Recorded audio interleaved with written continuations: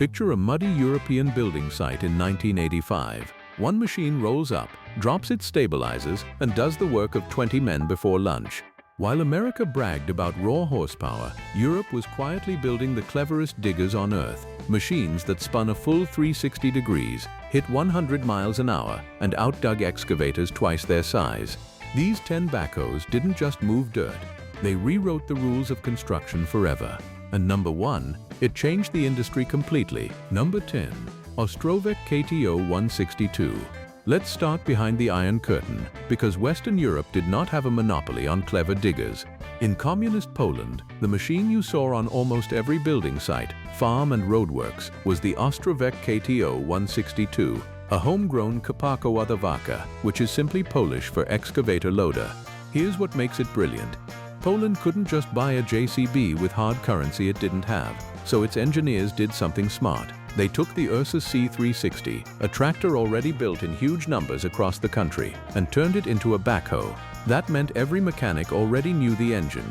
Every parts shelf already had the filters. The 52 horsepower diesel wasn't going to win any races, and the loader bucket held a modest 0.4 of a cubic meter. But that was never the point.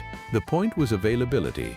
The Ostrówek factory pumped these out at a staggering rate, well over 1,000 machines a year at its peak. For an entire generation of Polish operators, this was a backhoe. It dug foundations, laid pipe, loaded sand and gravel, and cleared snow, all on a chassis simple enough to fix in a field with a spanner and a bit of wire. From 1980, an uprated engine gave it a little more muscle, and production rolled on right through the decade and into the 1990s. Today, restored KTO-162s have a genuine cult following in Poland, and tidy examples still change hands for real money.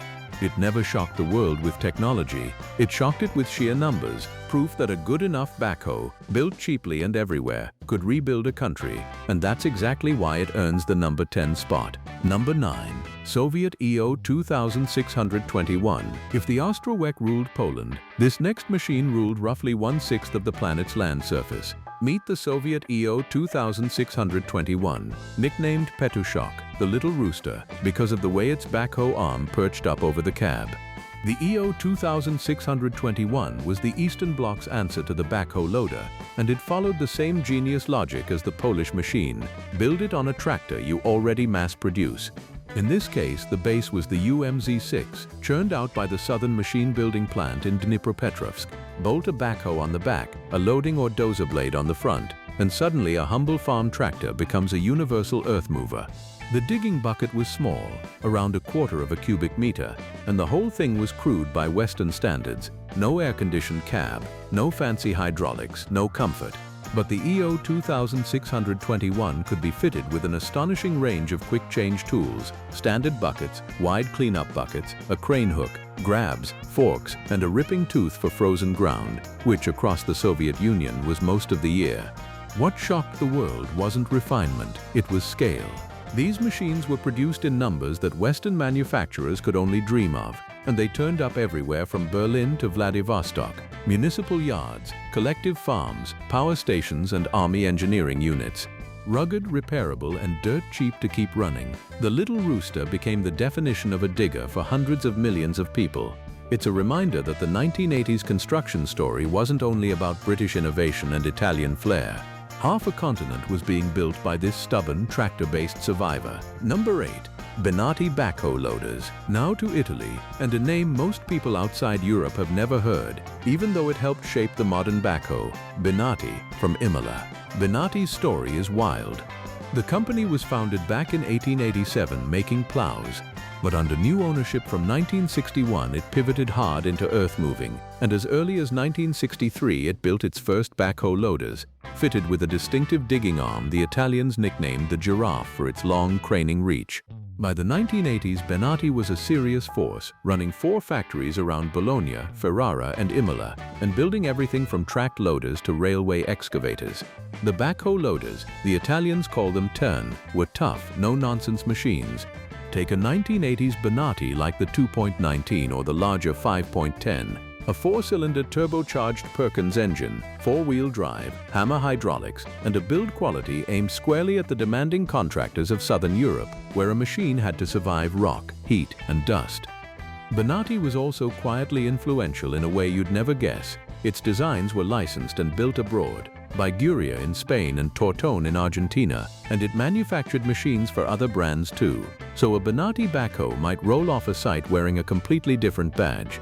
Here's the twist that puts it on this list. Benati's backhoe loader and skid steer expertise was so respected that in 1989 the giant Fiat-Hitachi joint venture took a controlling interest in the company and built its own backhoe loaders at Benati's Imola plant.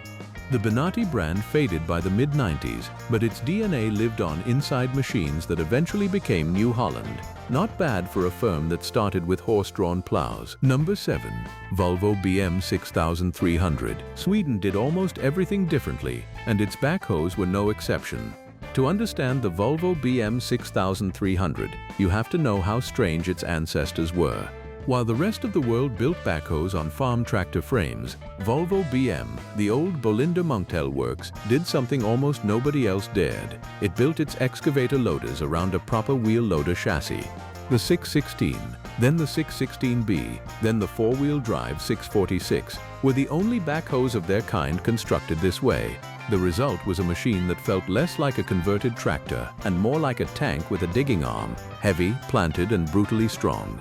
By the close of the 1980s, that lineage matured into the 6300. This was a big, serious machine, pushing 10.5 tons, with Volvo BM's automatic power-shift transmission and the choice of 2- or 4-wheel drive, big wheels, a differential lock, and beautifully balanced weight distribution. It could dig to well over 4 meters and reach out past 6, and thanks to that loader-based chassis, it could shoulder tougher, heavier work than lighter rivals that would bounce and skip on the same ground. It was designed for one thing above all: Scandinavian brutality.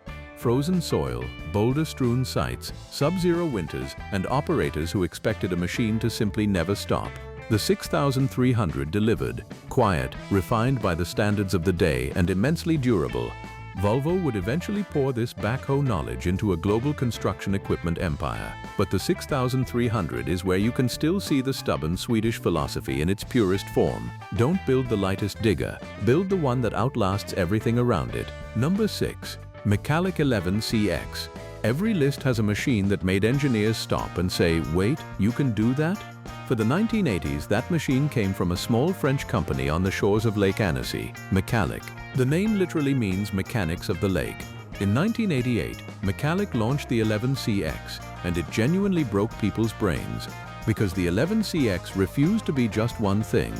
Mecalac called it a loader, an excavator, a forklift, and a tool carrier, all in one machine, with a cab and boom that could rotate a full 360 degrees. It was an articulated wheeled excavator loader that could dig a trench, spin around, load the spoil into a truck, then pick up a pallet, all without repositioning. Under the skin sat a Deutz diesel of around 75 horsepower in a compact package weighing roughly 8 tons. But the numbers miss the point. The revolution was the concept, one nimble machine that collapsed the jobs of several into a single operator's seat, ideal for the tight, congested work sites of European cities where space was money. Traditionalists were baffled. Was it a backhoe? A wheeled excavator? A loader? The answer was yes, and that flexibility is exactly why it shocked the industry. The 11CX and its successors carved out an entire niche that Mecalac still dominates today, and you can trace the DNA of every modern multi-purpose swing machine straight back to it. France didn't try to out-JCB the JCB, it reinvented the whole idea of what a compact earth mover could be. And for sheer originality, the Mecalac 11CX takes number 6. Number 5. Hydrema 800 series. Denmark is not the first country you think of for heavy machinery. That's exactly what makes the Hydrema 800 series so surprising. Hydrema, based in the small town of Støvring, had spent years bolting its own hydraulic digging gear onto tractors bought from other firms. Then in 1980, it did something bold. It stopped depending on anyone else and started building complete machines from scratch. The very first product of that new independence was the 800 series backhoe loader, and it set the tone for everything Hydrema would become.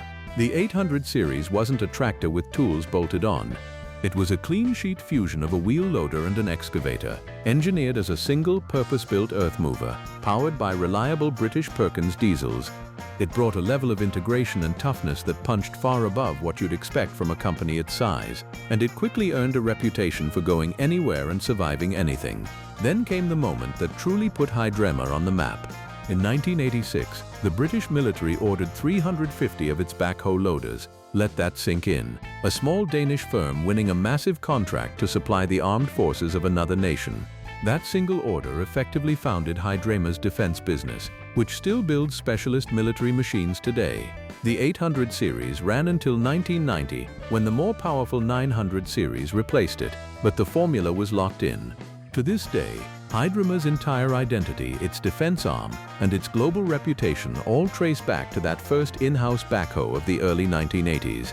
A tiny Danish town, a clean sheet design, and a foreign army as a customer. That's a proper 1980s shock. Number 4. Massey Ferguson 50HX. You know Massey Ferguson for those iconic red farm tractors. But in the 1980s, Massey Ferguson Construction in Britain built one of the most respected backhoe loaders in Europe, the 50HX, and it became a genuine rival to the machine at the top of this list. Introduced in 1987 and built right through to 1997, the 50HX was a serious piece of kit. Its heart was a Perkins, a 4.2484 4-cylinder diesel producing 77 horsepower, driving through a four-wheel drive power shuttle transmission with a torque converter, meaning smooth, clutch-free changes of direction, a huge deal for a machine that spends its whole life shuffling forwards and backwards. Flat out, it could travel at nearly 28 kilometers an hour to the next job. Where the 50HX really scored was the backhoe itself.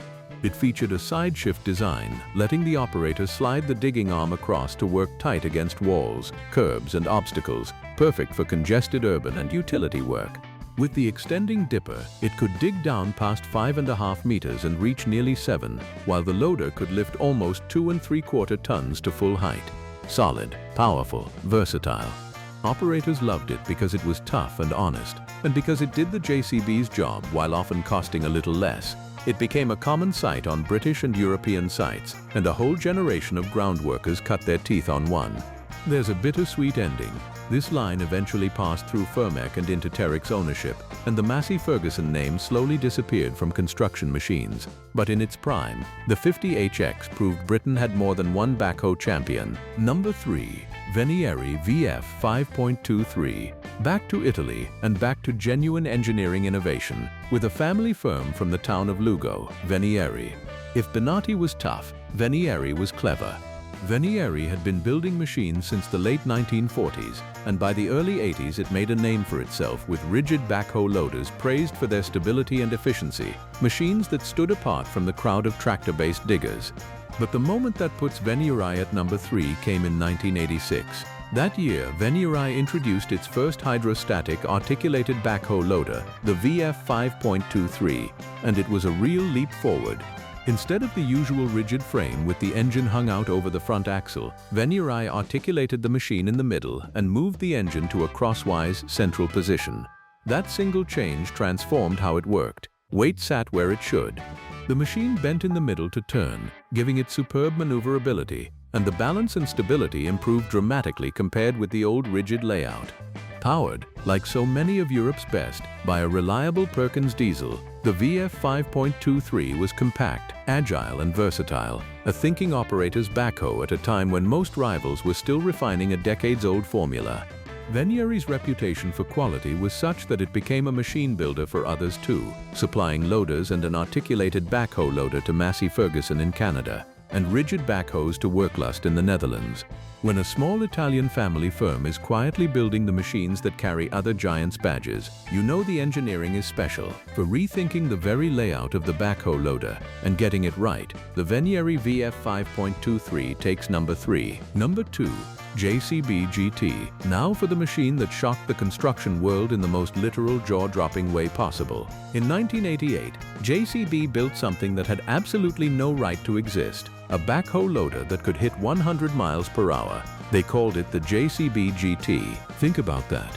A normal backhoe loader trundles along at maybe 20 to 30 kilometers an hour. It is one of the least aerodynamic objects ever bolted together. A shovel at one end, a digging arm at the other, and a box cab in the middle. And JCB decided to turn it into a drag racer.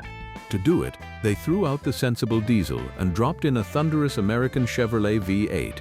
The result was the fastest digger on planet Earth, a fire-breathing yellow monster that would launch down a runway with its loader arms up and its stabilizers tucked, screaming past the ton while spectators simply refused to believe what they were seeing. Now, was it a working machine? No.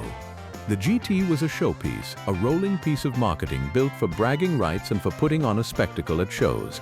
But that's exactly why it belongs on this list. In the 1980s, JCB wasn't just building the best backhoes in the world.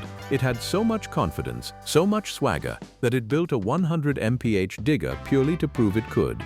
It was the fastest, loudest, most outrageous mic drop in the history of construction equipment. The GT shocked everyone who ever assumed a backhoe was a slow, humble workhorse. It said, "This is JCB's world, and we'll do whatever we want in it," absolutely earning the number 2 spot. Number 1. JCB 3CX Sitemaster. And at number 1, there was only ever going to be one machine. The backhoe that didn't just compete in the 1980s, it defined the entire decade and every decade since. The JCB 3CX Sitemaster. JCB more or less invented the modern backhoe loader concept back in 1953, when founder Joseph Cyril Bamford combined a loading shovel on the front and an excavator arm on the back. But it was the 3CX, arriving in 1980, that perfected it, and the Sitemaster specification that followed in the early 80s turned a good machine into a global legend. The Sitemaster brought together the features that operators still expect today: a clever 6-in-1 clam shovel on the front that could dig, doze, grab, level and load, complete with fold-over forks, and a telescopic dipper arm on the back with a built-in lifting hook, so it could reach further and lift loads without repositioning. Underneath sat a proven Perkins diesel. By the late 80s, 4-wheel drive versions with heavy-duty planetary hubs made it nearly unstoppable on soft ground. The numbers tell the story of its dominance. In 1985, JCB celebrated building its 100,000th backhoe, and the 3CX went on to become the best-selling backhoe loader the company has ever made. So common in Britain and Ireland that JCB simply became the everyday word for any digger, the way people say Hoover for a vacuum cleaner. That's the ultimate sign of a machine that shocked the world. It stopped being a product and became the language itself. The 3CX Sitemaster set the template that every rival on this list was measured against. The Masseys, the Venieris, the Hydremas, all of them chasing the standard JCB set from a factory in Staffordshire. 4 decades on, an evolved 3CX is still in production and still leads the market. No other machine on this list can say that. The JCB 3CX Sitemaster is, without question, the most important European backhoe of the 1980s and our number 1. Now I want to hear from you. Which one did you actually operate? Which one did I leave off the list? A Ford, a Case, an old Whitlock? Drop it in the comments. If you enjoyed this, hit like, subscribe for more classic machinery deep dives, and I'll see you on the next one.